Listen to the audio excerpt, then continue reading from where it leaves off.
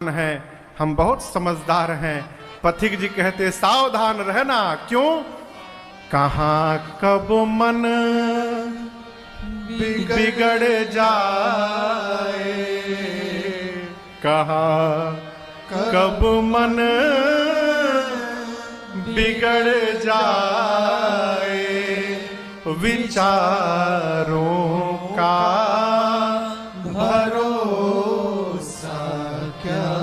इसलिए नित्य सत्संग की आवश्यकता है।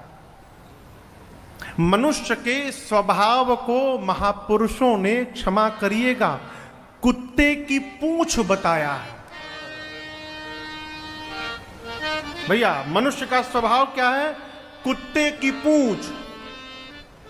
आप बताओ, कुत्ते की पूंछ सीधी होती है कि टेढ़ी?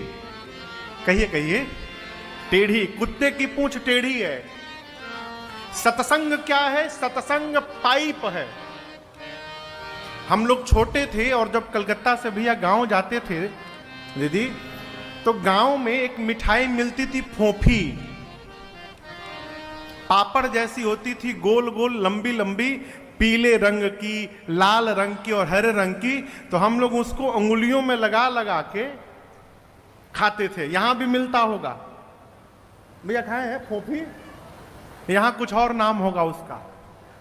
हाँ, पोना, पोना, पोना। हाँ हाँ, जो भी आप कह रहे हैं वही है। हाँ, फोफी बीच से खोखली होती है, पाइप, लोहे की पाइप। कुत्ते की टेढ़ी पूंछ को लोहे की पाइप में डाल के बांध दीजिए, तो पाइप में गई तो पूंछ टेढ़ी रही कि सीधी? आप बताओ। सीधी हो गई। उसी तरह डाल के पाइप को बांध दीजिए और 12 साल छोड़ दीजिए। 12 साल बाद जैसे आप पाइप निकालेंगे, फिर उसकी पूंछ टेढ़ी हो जाएगी। 12 साल में भी सीधी होने वाली नहीं है। उसी प्रकार माई बाप, मनुष्य का स्वभाव है, टेढ़ा है। जब तक सत्संग की पाइप में जग गया रहता है, तब तक सीधा बना रहता है, और जैसे सत्संग से दूर हुआ, फिर टेढ़ा हो जाता। इसलिए सत्संग निरंतर। पथिक जी की रचना है, अरे सदा जो सुसंगति में आते रहेंगे, आएंगे नहीं, आते रहेंगे, वो जीवन को अपने सजाते रहेंगे। क्यों कह रहा हूं? गरुण जी महाराज, भगवान के अत्यंत निकट रहने वाले गरुण जी महाराज, एक दिन उनको भी मोह हो गया और संशय हो गया। आप दर्शन करो, हमारी आपकी क्या गिनती है वो? भगवान युद्ध में नाग पास में बंधे, गरुड़ जी को नारद जी ने कहा कि जाइए, भगवान नाग पास में बंधे हैं रण क्षेत्र में, उनको उस नाग पास के बंधन से गरुड़ जी आप मुक्त करिए। क्यों? गरुड़ सांप को खा लेते हैं। तो कहा नारद जी ने, आप जाइए, मुक्त करिए भगवान को। नारद जी आए, भगवान को नाग पास से मुक्त किए, खोल कर गए, स्वयं बंध गए। किसमें बंध गए? मोह में बंध गए, भ्रम में बंध गए। सोचने लगे,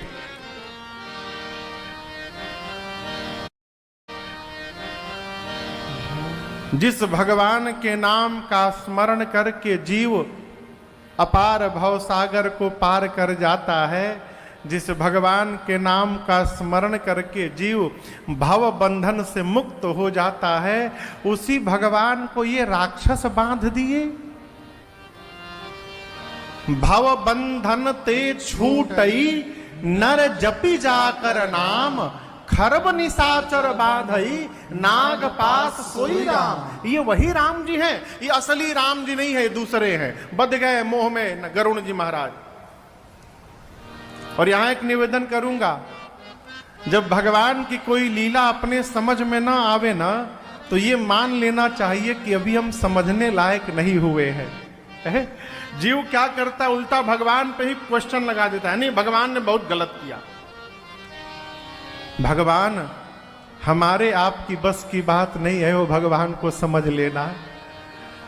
अरे समझ में न आती है लीला हरि की, वो क्या कर रहे हैं और कब क्या करेंगे।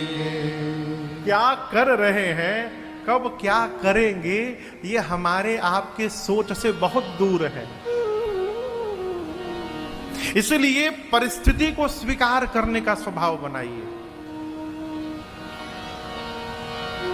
जिंदगी की डोर सौंप हाथ दीनानाथ के, यदि सौंप दिया उसके बाद महलों में राखे चाहे झोपड़ी में बास दे।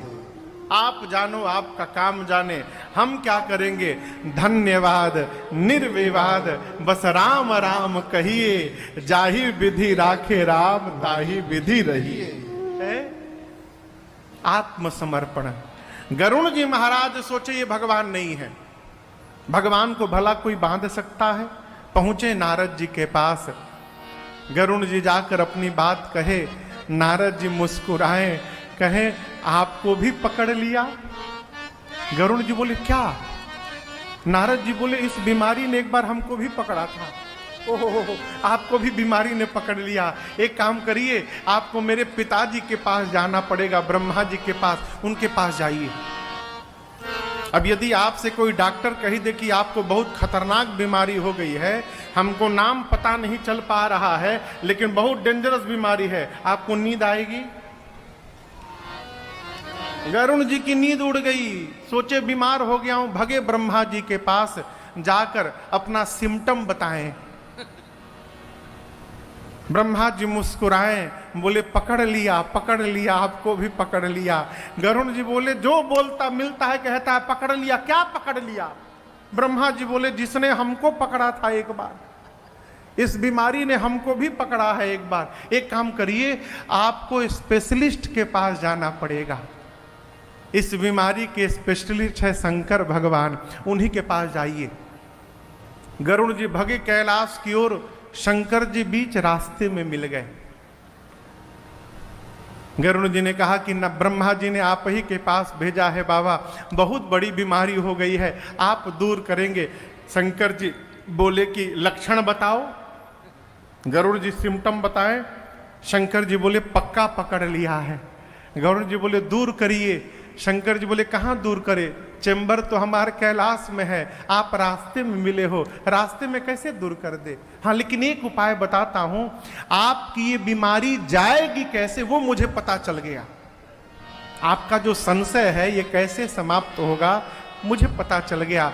गरुण जी बोले कैसे समाप्त होगा? शंकर जी बोले गरुण जी ताबहि होय सब संशय भंगा, कब जब बहु काल करिय सतसंगा। हे पक्षीराज गरुण जी महाराज, आपका संशय तभी समापन की ओर अग्रसर होगा कब? जब एक दो दिन नहीं बहुत काल तक आप निरंतर सत्संग करेंगे तो आपका संशय समाप्त हो जाएगा। अब गरुण जी पड़े परेशान कि प्रभु इतना लंबा सत्संग कहाँ होता है। शंकर जी बोले एक स्थान है जहां दिन रात केवल भगवान की कथा होती है। ऐसे स्थान पर आपको भेज रहा हूं गरुण जी जहां तजी हरि भजन काज नहीं पूछा, जहां भगवान के भजन को छोड़कर दूसरा कोई काम नहीं है। कहां? नीलगिरी पर्वत जाइए, वहां कागभूषुंडी जी महाराज मिलेंगे। उनका एक ही काम, 27 कल्प से वहां भगवान की कथा गा रहे हैं। आप जाइए वहां उनसे कथा सुनिए, आपका संशय भ्रम समाप्त हो जाएगा।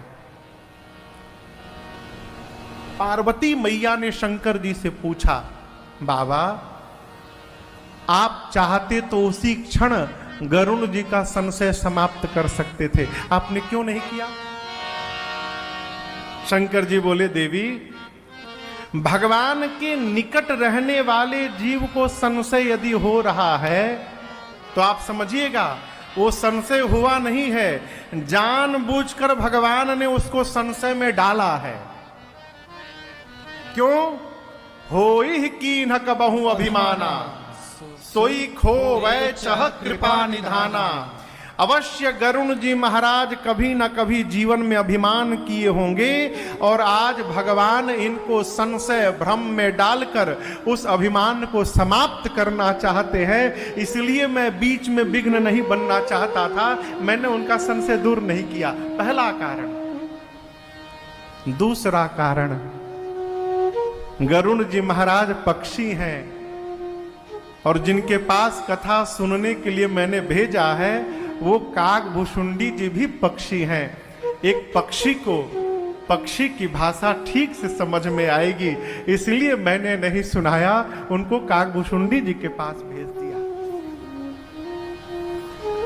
काकभुशुंडी जी के आश्रम की ओर बढ़े गरुण जी महाराज और आप दर्शन करिए। अभी काकभुशुंडी जी का दर्शन नहीं हुआ, उनके आश्रम का केवल दर्शन हुआ। कल्पना करिए, ये पांडाल आश्रम है, ये पांडाल काकभुशुंडी जी का आश्रम है और इस मंच पर बैठकर काकभुशुंडी जी कथा गाते हैं। शंकर जी बोले थे, पांडाल के भीतर जाइएगा, बैठिएगा, कथा सुनिएगा बहुत काल तक, तब संशय समाप्त होगा। गरुण जी महाराज आए, पांडाल के भीतर नहीं आए, अभी केवल पांडाल को देखा, यानी आश्रम का दर्शन प्राप्त हुआ और सारा संशय समाप्त हो गया। जिस आश्रम में भगवान की कथा निरंतर हो रही है, कथा होते होते उस आश्रम की इतनी महत्ता हो गई, इतनी महिमा हो गई कि उस आश्रम का दर्शन प्राप्त हुआ और काकभुशुंडी गरुण जी का सारा भ्रम समाप्त हो गया। मन में सोचे, आश्रम के दर्शन से संशय भ्रम समाप्त हो गया, तो जब भगवान की कथा श्रवण कर लूंगा तो क्या परिवर्तन होगा जीवन में।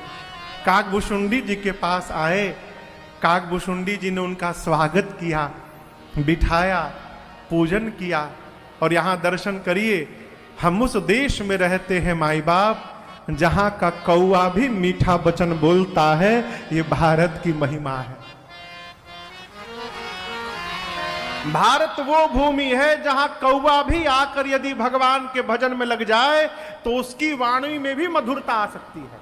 हम तो आप मनुष्य हैं साहब, करी पूजा समेत अनुरागा, मधुर वचन तब बोलेउ कागा।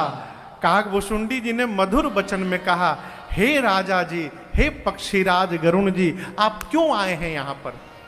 तब गरुण जी बोले, सुनहु तात जेहि कारण आयौ, सो सब भयउ तरस तब पायौ।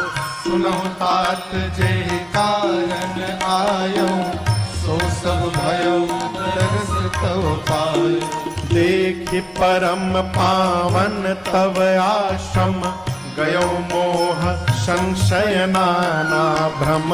देखि परम पावन तब आश्रम, गयो मोह संशय नाना भ्रम। अब श्री राम कथायति पावनी, सदा सुखद दुख पुंड नशावनी।